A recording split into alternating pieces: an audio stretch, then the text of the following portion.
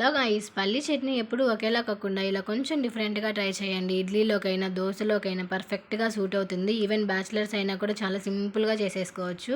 ఎలా చేయాలో చూసేద్దాం వచ్చేయండి. ఒక కడాయి తీసుకొని అందులో వేరుశనగ గుండ్లు అయితే వేయించుకోండి. లో ఫ్లేమ్లో పెట్టి వేయించుకోండి అండి. అప్పుడే మనకి లోపల వరకు కుక్ అయ్యి టేస్ట్ అయితే చాలా బాగుంటుంది. అదే కడాయిలో కొంచెం ఆయిల్ వేసుకొని కారానికి సరిపడా పచ్చిమిర్చి, టమాటో, ఆనియన్ అయితే వేసుకొని ఒక 3 to 5 minutes అయితే మగ్గపెట్టుకోండి. ఇదైతే బాగా మగ్గిపోతుంది.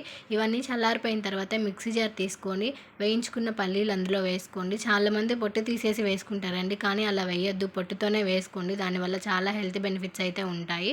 అందులోనే మనం వేయించి పెట్టుకున్న పచ్చిమిర్చి, టమాటో, ఆనియన్ అయితే వేయండి.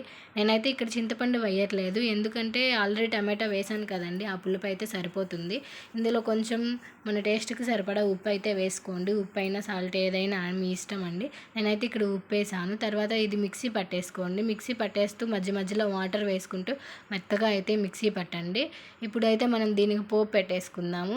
ఒక కడాయి తీసుకొని అందులో ఆయిల్ వేసుకోండి. ఆయిల్ హీట్ అయిన తర్వాత 1 టేబుల్ స్పూన్ ఆవాలు, 1 టేబుల్ స్పూన్ జీలకర్ర, 1 ఎండుమిర్చి, మీరైతే కరివేపాకు కూడా వేసుకోండి. నా దగ్గర లేదని నేను స్కిప్ చేశాను. వేసేసుకున్న తర్వాత మనం మిక్సీ పట్టేసుకున్న పేస్ట్ ఇందులో వేయండి. అంతే అండి, మనకి పల్లీ చట్నీ అయితే చాలా ఈజీగా రెడీ అయిపోతుంది. నచ్చితే ప్లీజ్ సబ్స్క్రైబ్ చేయండి, లైక్ చేయండి, మన ఛానల్ని ఫాలో అవ్వండి. థ్యాంక్ యూ సో మచ్ అండి. బాయ్.